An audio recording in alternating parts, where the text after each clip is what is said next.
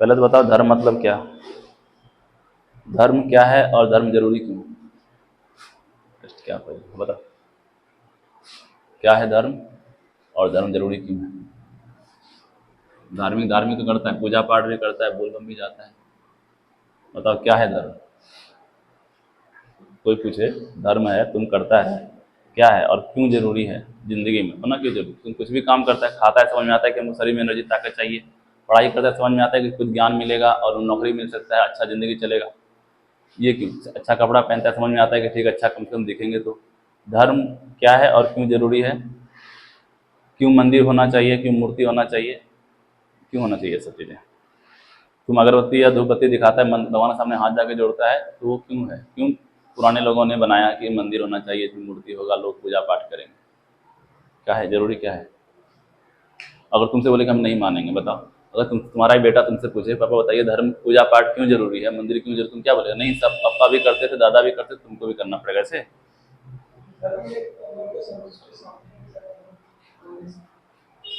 धर्म मतलब होता है बोध, बोध मतलब जानना, कुछ सीखना, ठीक है?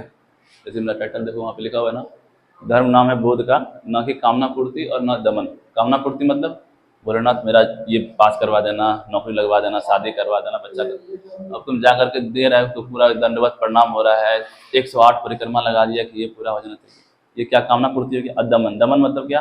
तिलक नहीं लगाया तुम, टीका नहीं किया, सुबह पूजा उठ के नहीं किया, तुम प्रणाम नहीं किया, सूरज भगवान इधर से होता है तुम उधर बैठ के नहीं किया, ये क्या है? दमन हो गया ना। धर्म के नाम पे ही तुम कर रहा है लेकिन तुम प्रताड़ित तो कर रहा है, तो क्या गया? दमन।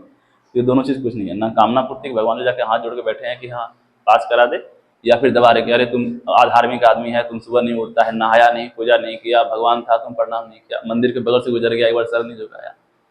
तो ये सब दमन नहीं है, मतलब बोध, बोध मतलब जानना, ठीक है? बोध मतलब जानकारी पैदा करना कि हाँ मंदिर है तो क्यों मंदिर है, मूर्ति है तो क्यों। देखो मूर्ति जरूरी क्यों है? मूर्ति पूजा का बहुत जगह सुना होगा विरोध कि क्या, जैसे मुस्लिम लोग मूर्ति पूजा नहीं करता है, ठीक है, हम लोग मूर्ति पूजा करते हैं तो लोग क्या करता है, मजाक बनाता है मूर्ति का। तो मूर्ति वो लोग अपना मजार जो भी पूजा करता है, तो देखो क्या होता है, मूर्ति पूजा जरूरी क्यों है? क्योंकि देखो जब तुम्हारा जैसे माँ बाप का फोटो मोबाइल में रख के चलता है, तो फोटो जिस तरीके से जरूरी है ना तुम्हारे लिए, उसी तरीके से मूर्ति जरूरी है। मूर्ति इसलिए कि पता करने के लिए, बताने के लिए कि ऐसा कुछ है जो तुमसे बड़ा है, तुमसे ऊपर है, तुम वहां तक जा सकता है, तुम भी वहां तक पहुंच सकता है। तुमको बस इसी सब में घर समाज खाना दौड़ना, बीवी बच्चा इसी में फंस के नहीं रह जाना है। इसलिए मूर्ति, जो मूर्ति क्या होता है, याद दिलाने के लिए। जैसे फोटो कैसे रखते हैं, माँ बाप का फोटो रखते हैं, अपने बच्चे का, बीवी किसका फोटो रखते हैं, देखने के लिए, याद रखने के लिए, क्योंकि उससे प्यार है, उससे लगाव है, इसलिए।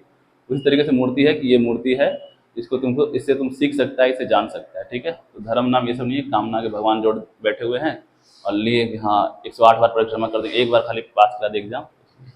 देखो इसको एक बार और डिटेल से समझते हैं, क्योंकि ये बार देखते हैं इसमें 25 में क्या बताएं, पहला टाइटल क्या था? धर्म में स्वतंत्र, धर्म की स्वतंत्रता मतलब उसका आचरण। आचरण क्या होता है? आचरण मतलब कैसे व्यवहार करता है, क्या है? तो धर्म का आचरण, तुम किस तरीके से धर्म करता है, पूजा पाठ करता है, उस सब का तुमको आज़ादी दिया गया है संविधान की तरफ से ही, ठीक है? और इसमें और दिया गया है कि अंतःकरण, मतलब तुम किस तरीके से भगवान को पूछता है, उसके साथ तुम क्या संबंध बना रहा है। मान लो मुस्लिम लोग क्या करता है, मजार में जाकर पूजा करता है, वो अपना अजान लगा कर जो भी अल्लाह को नमाज वगैरह पढ़ता है, तो उनका तरीका है अपना भगवान से कनेक्ट करने का। हम लोग क्या है कि मंदिर घड़ियाल घंटा बजाते हैं, आरती करते हैं, तो हम लोग अपना तरीका है कनेक्ट करने का। तो क्या होता है कि तुम भगवान से किस तरह से संबंध बना रहा है, वो तुमको आज़ादी है। अब ये नहीं कि तुमको लगे देखो ये तो हिंदू है, कैसे आरती कर रहा है, कैसे तिलक लगा के कर रहा है, ये तुमको कोई मना नहीं कर सकता। सब अब जो चर्च वाले हैं, चर्च वाले क्या करते हैं, वहाँ भजन चलता है, अपना बैठे रहते हैं, समझ, सबको अपना अपना तरीका का आज़ादी है। ये समझ में आ गया कि आज़ादी तुमको कौन देता है? 25, कुछ भी करने का। क्या संबंध मूर्ति से बनाना है, किस तरीके से पूजा पाठ करना है। हम लोग छठ पर्व करते हैं, कोई ऐसे नहीं करता, वो नदी किनारे जा करके सूप लेके जाओ तुम करो, लेकिन तुमको आज़ादी है ना, कोई रोकता तो नहीं है, क्योंकि वो तुमको आज़ादी दिया है किसमें? अनुच्छेद 25 में, ठीक? समझ में आया? 25। 26 जो कहता है धार्मिक कार्यों के प्रबंधन, ये हिंदी, धार्मिक कार्यों के प्रबंधन, प्रबंधन मतलब, प्रबंधन मतलब क्या होता है? मैनेजमेंट, मैनेज करना, ठीक है? तुम मान लो कुछ मेला करवा रहा है, शिवरात्रि के नाम पे मेला करवा रहा है, तो तुमको पूरा आज़ादी है। तुम एक संस्था बनाएगा, उसमें वॉलंटियर होगा और मंदिर का एक अपना एरिया जमीन होगा, उसमें जाके मेला लगेगा। ये सब किसकी आज़ादी है? आर्टिकल 26 से दिया गया है कि तुम इतना कुछ कर सकता है। ये चीज़ समझ में आया जी? धार्मिक कार्य, जो भी धर्म का काम होगा, ठीक है, इसमें धार्मिक कार्यों का प्रबंधन आएगा। तो जो भी धर्म का काम हुआ, तुमको मान लो कि मंदिर दिया गया है, मंदिर के लिए कहाँ से पैसा आएगा, क्या आएगा, वहाँ कौन कौन से लोग, कौन पूजा पंडित होंगे, पुरोहित होंगे, ये सब किस में होगा, आर्टिकल 26 में। 27 में बताया गया है हाँ, अभिवृद्धि कर, टैक्स, सीधा याद रखो कर, कर मतलब टैक्स।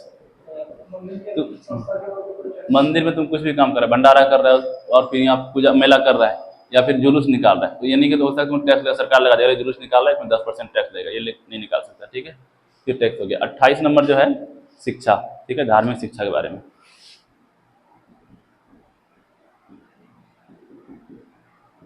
धार्मिक शिक्षा मतलब आप अपने शिक्षा, धर्म का शिक्षा के साथ प्रचार प्रसार कर सकते हैं, अपना ज्ञान बता सकते, बांट सकते हैं कि ये गीता है हमारे धर्म में, इसको पढ़िए, वेदांत है, उपनिषद है, ये सब पढ़ सकते हैं।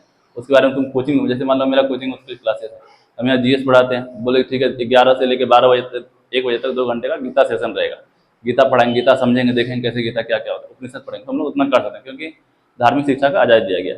इसमें एक और बात बताया गया है कि जैसे मान लो कोई स्टेट है, अब चीफ मिनिस्टर हमारा हिंदू हो गया, ठीक, अब वो कहे कि नहीं हम हिंदू धर्म के लिए जहाँ जहाँ भी इंस्टीट्यूट है, कोचिंग है, जो जहाँ गीता पढ़ा रहा है, राज्य का पैसा उसमें लगाएंगे, तो वो नहीं होगा। क्या? क्योंकि हमारा जो संविधान है वो धर्मनिरपेक्ष है, हमारा देश धर्मनिरपेक्ष है, तो हम किसी एक धर्म को लेकर के नहीं जाएंगे। अगर तुमको बांटना है तो सब में बांटेंगे, वैसे धर्म के लिए बांटने का अधिकार नहीं है कि आप राज्य के अगर मुख्यमंत्री भी हैं, प्रधानमंत्री भी हैं, तो आप किसी एक विशेष धर्म के ऊपर खर्चा नहीं कर सकते, वो भी राज्य का पैसा। हाँ, आप अपना पर्सनल इंडिविजुअल, मान लो आपका सैलरी आ गया 1.5 लाख रुपये, आप दे दीजिए, ठीक है, तो राज्य का पैसा धर्म की शिक्षा में नहीं जाएगा, ठीक। ये धार्मिक कार्य क्या क्या हो सकता है, तुम्हारा समिति बन गया, संगठन बन गया, उसमें वॉलंटियर है, उसमें प्रबंधन करने का पूरा आजादी। अब मान लो तुम 10 वॉलंटियर रखा है, पुलिस आकर ये नहीं बता सकता कि तुम ये 10 कैसे रख लिया, तुम तो अपना अलग नियम कानून बना रहा है, तुम डंडा लेकर 10 आदमी को घुमा रहा है मेला में, ये क्या कर रहा है, ऐसा नहीं कर सकता, क्योंकि वो धार्मिक कार्य का प्रबंधन। शिवरात्रि मेला करते हैं, कैसे सब वॉलंटियर टैग लगा करके करते हैं, मैनेज करते हैं कि नहीं आप यहाँ नहीं आ सकते, इधर नहीं जा सकते। अब पुलिस आके बीच में डिस्टर्ब करे कि नहीं आप ये क्या कर रहे हैं 10 आदमी, हमको पुलिस को सूचना करना चाहिए था, उस वैसा नहीं होगा। धार्मिक कार्य के लिए आप अपना मैनेजमेंट खुद कर सकते हैं और वो आपको पूरा पूरा आज़ादी, ठीक। 4 चीज समझ में आ गया, फिर से समझाएं जो कि याद रहे।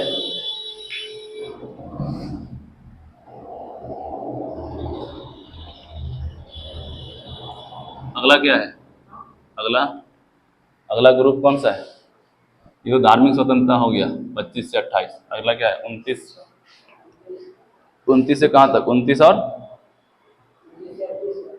29 से 29 और 30, 31। हाँ, 31 में क्या था, संस्कृति एवं शिक्षा। संस्कृति मतलब क्या, संस्कार मतलब क्या,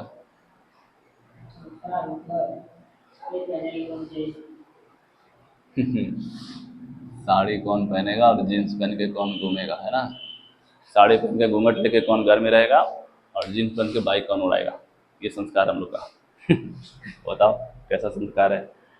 2 समान उम्र का आदमी है, भाई बहन, कितना डिफरेंस है, घर में ही देखो, उसको बाइक चलाने का आज़ादी है, रात में बाहर निकलने का आज़ादी है, एग्जाम देने पे दूर सेंटर जाने का आज़ादी है, लड़की को ये सब आज़ादी नहीं है, जबकि दोनों सेम उम्र का है, एक ही माँ बाप का बच्चा, इतना डिफरेंस, ये आज़ादी है। ये क्या किस में आ जाएगा, ये शोषण। देखो अनुच्छेद 29 क्या कहता है,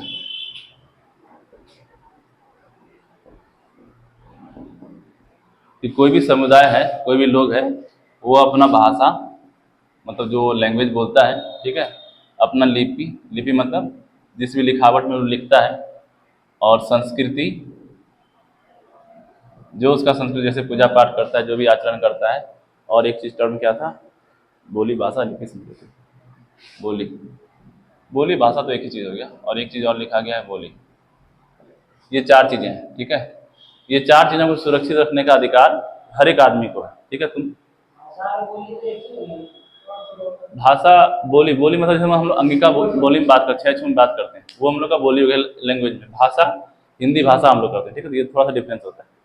तो ये चीज़ें हैं कि अगर तुम्हारा जो भी भाषा लिपि संस्कृति है, जिस तरीके से रहता है, उसको तुमको बचाने का पूरा अधिकार है कि हम अपने भाषा अपने लिपि संस्कृति के हिसाब से चल सकते हैं, और ये अधिकार कौन देता है, अनुच्छेद 29, ठीक है। तुम्हारा जो रहने का तरीका है, तुमको है कि हम लुंगी पहन के चलते हैं, तुम अगर मॉल में जाओ कहीं दिल्ली में तो तुमको बाहर नहीं निकाल सकते, लेकिन वो रोक सकता है। और रोकेगा तुम क्या करेगा, फिर से जाएगा हाई कोर्ट सुप्रीम कोर्ट, एक किस तहत निकालना। लेकिन वो पैसा बहुत होता है, तो तुम हाई कोर्ट भी जाओ तो क्या हो सकता है, वहाँ भी वकील वगैरह है। 7 दिन के लिए मॉल स्विच कर दिया था, उनकी बैंक की जाने नहीं दे रहा था। लोग बोलते थे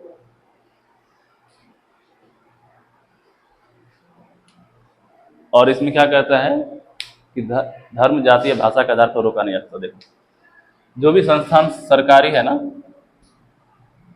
संस्थान मतलब जो राज्य सरकार चलाती है या केंद्र सरकार चलाता है, जो स्टेट चलाता है, ठीक है, संस्थान या समुदाय या क्या कहते हैं, संस्थान या उसे जो भी है संस्थान ही है। संस्थान में तुम किसी को, वही हम बताएं, धर्म आधार मतलब देख लिया, संस्कृति लुंगी पहन के है, आप ये मान लो इनकम टैक्स डिपार्टमेंट में नहीं आ सकते, ऐसा नहीं होगा, ठीक है। भले इनकम टैक्स डिपार्टमेंट का अपना ड्रेस कोड है, वो अलग चीज़ है, लेकिन अगर आपको वहाँ जाकर कंप्लेंट करना है, वहाँ जाकर बताना है, ऐसा नहीं होगा आप फुल पैंट पहन के आएंगे तभी आपका कंप्लेन रजिस्टर होगा, ऐसा नहीं होगा। आप लुंगी पहनते हैं, धोती पहनते हैं, आप वही पहन के आइए, उसी तरीके से आपको वहाँ पे एंट्री में कोई मतलब ऐसा नहीं होगा मना कर दे, नहीं आप लुंगी पहन के कैसे आ सकते हैं, सीबीआई ऑफिस है, हेड क्वार्टर है, ऐसा नहीं कर सकते, ठीक है। तो संस्थान में आने की अनुमति, या फिर संस्थान में ये भाषा, लिपि या संस्कृति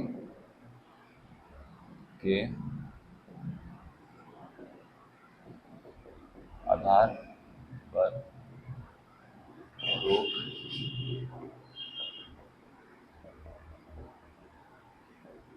ये चीज समझ में आ गया। आर्टिकल 29, कोई इसमें डाउट है? आर्टिकल 29 क्या है?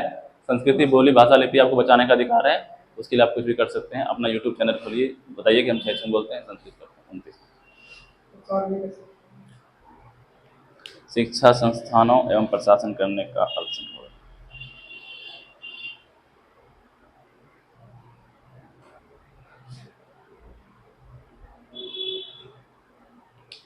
इसको लिखो, राज्य और अल्पसंख्यक वर्ग की शिक्षा।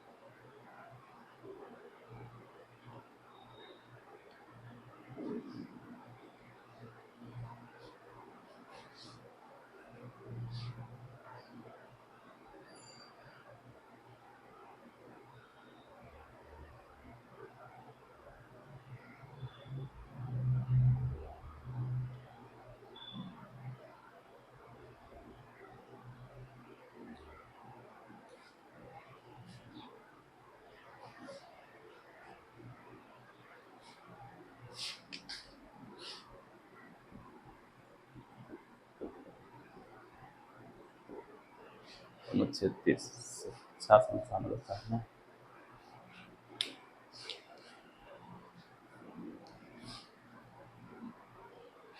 लिख लिया, रोक नहीं लगा सकते।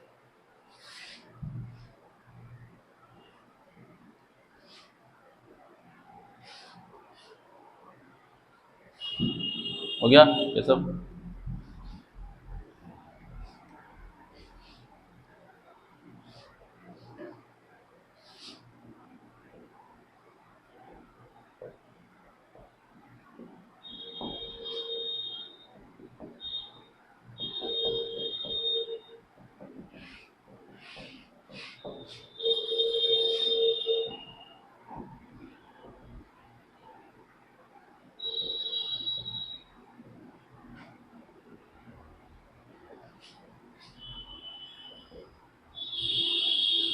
अल्पसंख्यक का नाम सुना है?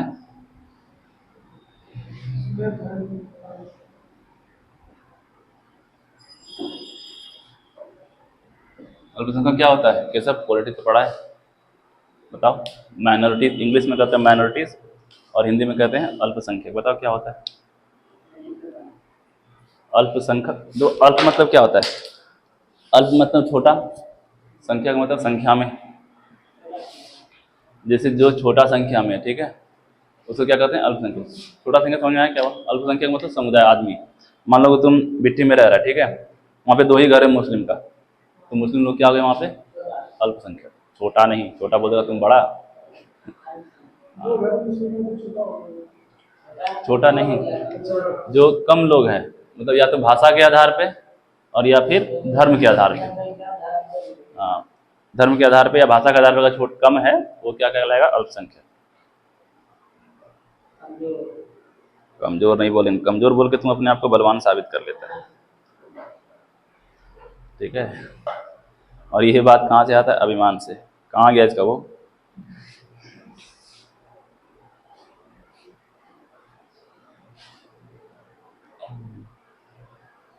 देखो ये आर्टिकल 30, आर्टिकल 30 क्या कहता है?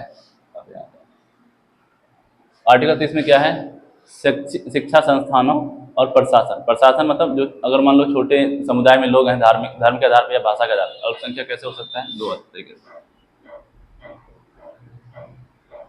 धार्मिक आधार पे या फिर भाषा के आधार पे, ठीक है।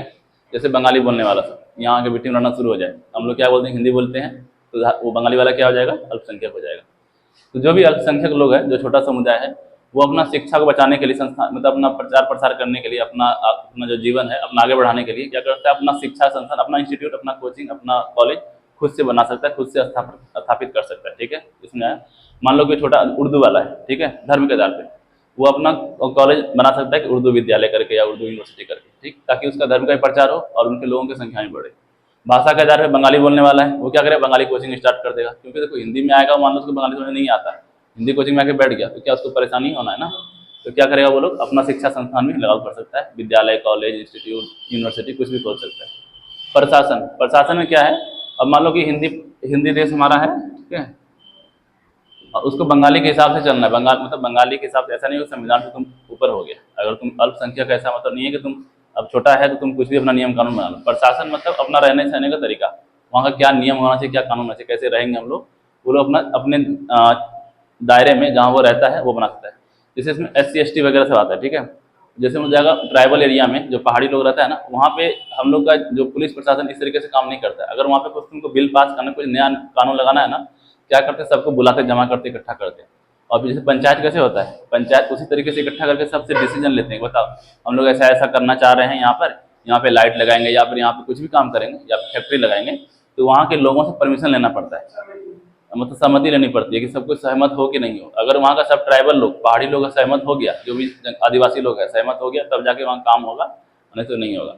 लेकिन हम लोग यहाँ क्या है, वहाँ से सरकार बिल पास करता है, पुलिस लागू करते हैं डायरेक्ट, ठीक है, काम हो जाता है। अगर मान लो तुम कुछ नया नियम भी लगाना है ना, तो पहले वहाँ पर से आदिवासी लोगों से सहमति लेना पड़ता है, जैसे SC ST वगैरह लोगों से।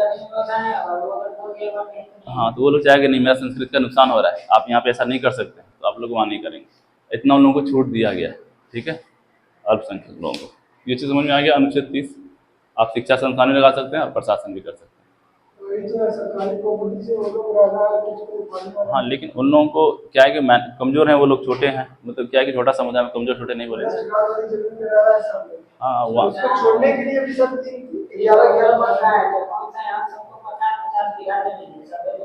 हाँ, और वो लोग लेके थोड़ी कहीं जाता है, वो लोग ऐसा थोड़े कि अपना बना रहता है, वो लोग पूरा जंगल में रहता है, कहीं भी रह रहा है, घूम रहा है, वो लोग पूरा एरिया। 21 से पहले पढ़ा होगा, बस संपत्ति का अधिकार जो कि हट गया, खत्म हो गया, बस यही था। हम शेड्यूल कितना में था संपत्ति? शेड्यूल 9। शेड्यूल 9 में क्या बताए थे हम? भूमि सुधार। उसके अलावा भी उसमें और कुछ बताए थे, खाली भूमि सुधार ही नहीं होगा, बताया था ना कि शेड्यूल 9 को याद रखने के लिए बस याद रखो भूमि सुधार है, लेकिन उसके बाद आगे भी बताए थे, तुम लोगों को एक्सप्लेन किए थे। हाँ, तो क्या लिखाए थे? शेड्यूल 9 इसलिए बनाया गया था कि ताकि उसमें ऐसा नियम कानून ऐड कर दे जो कि तुम्हारा मौलिक अधिकार के विरुद्ध भी जा रहा हो, तो उसमें हम लोग क्या करते हैं, सुप्रीम कोर्ट हस्तक्षेप नहीं कर सकते, इसलिए 9 बनाया गया। उसी तरीके से भूमि सुधार डाल दिया गया, इसलिए हम कोई कैसे याद रखते हैं, भूमि सुधार के तहत याद रखते हैं। फिर रोज रोज बताएंगे क्या? तुम लोग 1 लाइन लिखाए थे, 2 लाइन लिखाए थे, लेकिन क्या लिखाए थे वही याद नहीं। अनुच्छेद 31 का टाइटल क्या है? PDF में क्या है टाइटल? अनुच्छेद 31 ग्रुप का नाम 29-30। अच्छा, 31 तो इसमें डायरेक्ट बाहर आ गया, संपत्ति का अधिकार। ठीक, संपत्ति का अधिकार पढ़ते हैं नॉर्मली, ठीक है। जैसे शेड्यूल 9 को संपत्ति का अधिकार पढ़ते हैं, लेकिन वैसा है नहीं। याद रखने के लिए संपत्ति अधिकार, उसमें संपत्ति का अधिकार है, भूमि सुधार का है, भूमि सुधार बोलते हैं, लेकिन क्या है वो शेड्यूल ऐसा है जिसमें आप और सारा कानून नियम ऐड कर सकते हैं जो कि आपके मौलिक अधिकार को विरुद्ध भी जा रहा हो तो फिर भी उसको इलीगल साबित नहीं करेंगे। देखो अनुच्छेद 31,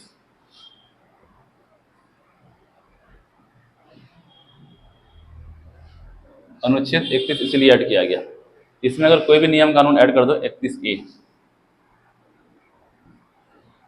31A में कुछ भी नियम कानून ऐड करो और तुम्हारा वो 14 या फिर 19 स्वतंत्रता और अभिव्यक्ति वगैरह जो आज़ादी सब है उसके विरुद्ध जा रहा हो, उसको हम लोग इलीगल नहीं करेंगे, मतलब कि अवैध घोषित नहीं करेंगे। ऐसा नहीं होगा कि तुमको इसमें दे दिया गया संपत्ति का अधिकार कि आपका भूमि कानूनी अधिकार भले है लेकिन मौलिक अधिकार नहीं है, तो ऐसे तुम्हारा संपत्ति ले लिया और तुम दौड़ते दौड़ते सुप्रीम कोर्ट चला गया, संपत्ति अधिकार बंद हो गया। लेकिन ये 31A तो है ना, 31A इसलिए ऐड किया गया था ताकि इसमें तुम सब चीज़ें ऐड कर सको जो भी तुमको चाहिए। जैसे मान लो कुछ संपदा, तो कि तुमको ज़मीन लेना है, किसी का बगीचा चाहिए, ज़मीन चाहिए, तो क्या करेंगे उसको 31 के तहत इसको ज़मीन लेते हैं, ठीक है। कि आप उसको जो मौलिक अधिकार था उसको क्या कर दिया गया, कानूनी अधिकार बना दिया गया 31A में। समझ में आ रहा है कुछ कि नहीं? 31 को तुम लोग समझाएंगे, 31 को हटा दिया है ना, 31 में था हम लोग का भूमि, उसको हटा करके हटा दिया। लेकिन फिर तो लिखा गया है PDF में जो हम जुडिशियरी वाला पढ़ रहे हैं, इसमें लिखा गया कि 19 का 1 का 4 को समाप्त किया गया। भूमि जो था संपत्ति का अधिकार, ये कौन से आर्टिकल में था पहले, 31 में या फिर 19 का 1 का 4 बोलते हैं, हाँ हिंदी में 4 बोलते हैं, किसमें था?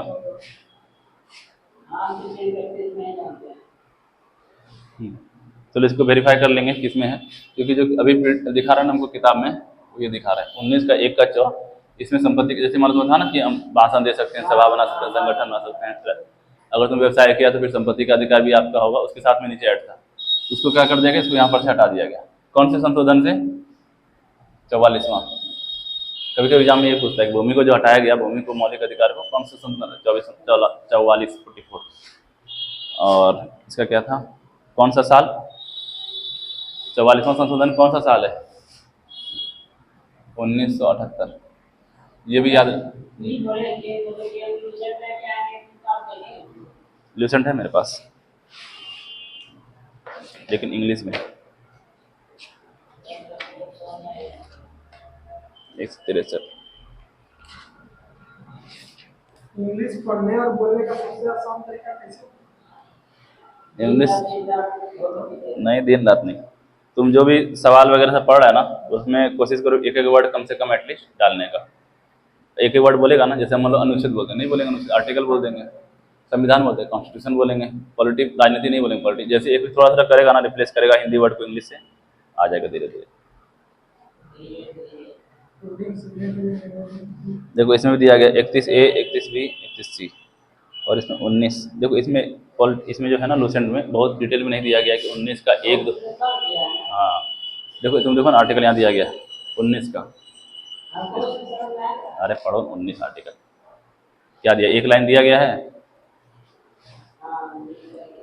और हम लोग कितना लाइन पढ़े हैं, सभा संगठन ये सब नहीं, ये भी बता रहा कि इसमें थोड़ा सा दिखाता है, इंग्लिश थोड़ा ज्यादा अच्छा। अरे तो पॉइंट वाइज तो बताएगा 19.1, 19.2।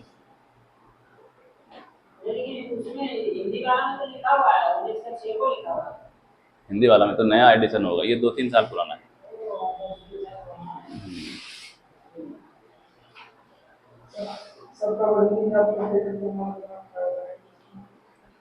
राज्य द्वारा संपदाओं और अधिग्रहण संबंधित अधिकार। देखो अरे इंग्लिश मूवी देख देख के समझा दो।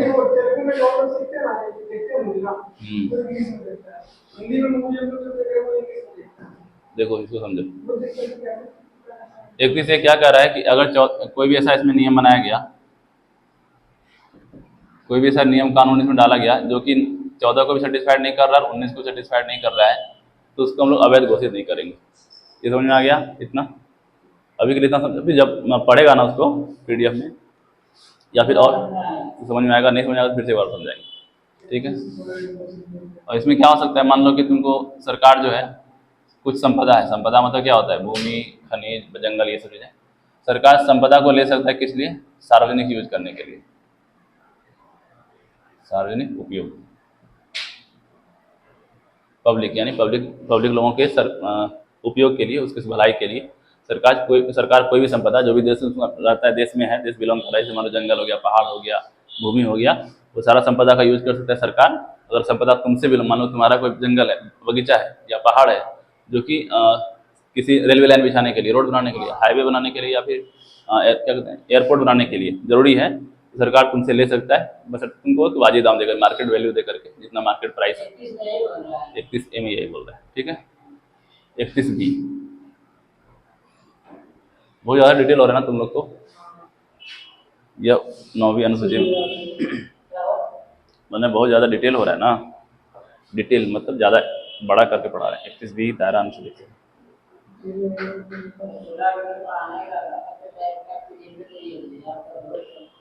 नहीं छोटा देखो, तुम लोग कम से कम हेडिंग याद रखो, और हेडिंग के साथ में माइंड में होना चाहिए कि इसका हेडिंग के अंदर ये चीज़ें पॉइंट, हेडिंग याद,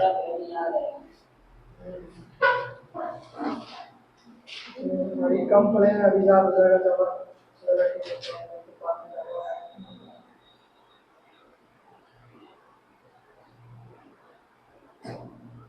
देखो 31B में क्या है, 31B में 31A का ही व्यापक रूप है, मतलब बड़ा ब्रॉड रूप, क्या है 31A का व्यापक रूप। इसमें कहा गया है कि 31B में वैसा अगर मान लो कोई नियम कानून जो कि 31A में शामिल नहीं किया गया, नहीं लिखा गया कि संपदा या फिर खनिज या जो भी चीज़ें, अगर इसमें 31A में शामिल नहीं किया गया, फिर भी उसको क्या कर सकते हैं हम लोग, सरकार यूज कर सकते हैं, आपसे ले सकता है और उसको पब्लिक यूज के लिए इस्तेमाल कर सकता है, ठीक है। और इसमें एक चीज़ और लिखा गया था कि आप ये कानूनी समीक्षा नहीं कर सकते, शुरू में लिखा गया था। कानूनी समीक्षा मतलब मान लो इसमें कोई सांसद लोग मिल करके नया कानून ऐड कर दिया कि जिसका भी BMW कार होगा वो हम लोग ले लेंगे, ठीक है। आप अब नियम ऐड कर दिया कि जो भारत देश गरीब है, अगर कोई BMW ले रहा है, इसका मतलब बहुत करोड़ों पैसा उसके पास, तो क्या करेंगे, जो वहाँ का विधायक होगा वो उसका BMW जब मन करे तब लेकर के रात में घूम सकता है। तब ये नियम कानून ऐड कर दिया। और उसमें ये भी डाल दिया था कि अगर हम इसमें कोई नियम कानून ऐड करेंगे तो इसमें सुप्रीम कोर्ट, हाई कोर्ट कुछ नहीं बोलेगा। ये भी ऐड कर दिया था कि आप इसमें देख नहीं सकते कि आप क्या लिखे हैं, और इसमें कैसे डाल दिए। हाँ, आप कुछ भी हम इसमें डाल दिया कोई भी कानून, तो आप सुप्रीम कोर्ट इसमें हाथ से मतलब नहीं, बीच में नहीं आएगा। तो बोला कि नहीं, सुप्रीम कोर्ट बीच में आएगा। और कानून समीक्षा जो है वो क्या है, ये मौलिक अधिकार, मतलब क्या कहते हैं, बेसिक स्ट्रक्चर, संविधान का मूल विशेषता नहीं, मूल विशेषता क्या होता है कि तुम्हारा संविधान है वो धर्मनिरपेक्ष होगा, संप्रभुता होगा, ये सब चीज़ें मूल विशेषताएं हैं संविधान की। कानून समीक्षा भी उसी में आता है कि मूल विशेषता की ये सुप्रीम कोर्ट का अधिकार है कि आप कोई भी नियम कानून उसमें ऐड कर रहे हैं। क्योंकि देखो हम लोग क्या पढ़े थे, हम लोग सरकार का 3 ब्रांच पढ़े थे, ठीक है। एक पहला क्या था, विधायिका, इसका क्या काम था, कानून बनाना या कानून में कुछ संशोधन करना, ठीक है, नया कानून लाना, पुराना कानून बदल देना, कुछ भी करना। एक था कार्यपालिका, कार्यपालिका क्या काम था कि जो भी नियम कानून बना है उसको लागू करना। और इसका ये भी काम था कि ये जो मिनिस्टर वगैरह ये भी सही से चल रहा है नहीं चल रहा है, गलत से। और तीसरा सबसे इम्पोर्टेंट है न्यायपालिका। न्यायपालिका क्या काम है, ये भी अपना काम सही से कर रहा है कि नहीं कर रहा है, ये जो नियम कानून बनाया सही बनाया कि नहीं बनाया, तो न्यायपालिका का ये काम था। अब 31B में क्या कहा कि हम इसमें कुछ भी कानून डाल देंगे तो ये न्यायपालिका उसमें बीच में नहीं आएगा, ये डाल दिया। तो न्यायपालिका फिर बोला कि ऐसा नहीं होगा, इसको रद्द करो, इसको मिटाओ, कि तुम कुछ ही बनाएगा उसमें आकर के सुप्रीम कोर्ट बीच में हस्तक्षेप करेगा।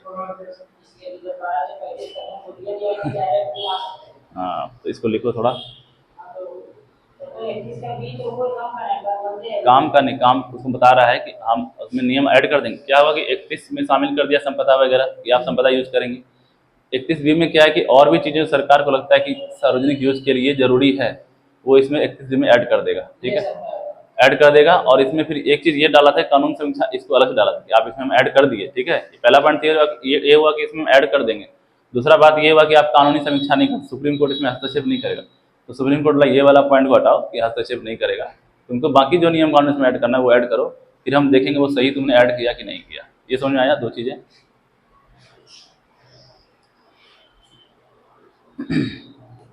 हिंदी में फंबल ज़्यादा हो जा रहा है, हिंदी वर्ड बोल बोल के, तो मतलब बोलते वर्ड जो है मुंह में से उलझ जा रहा है कि क्या बोले, प्रतिबंध।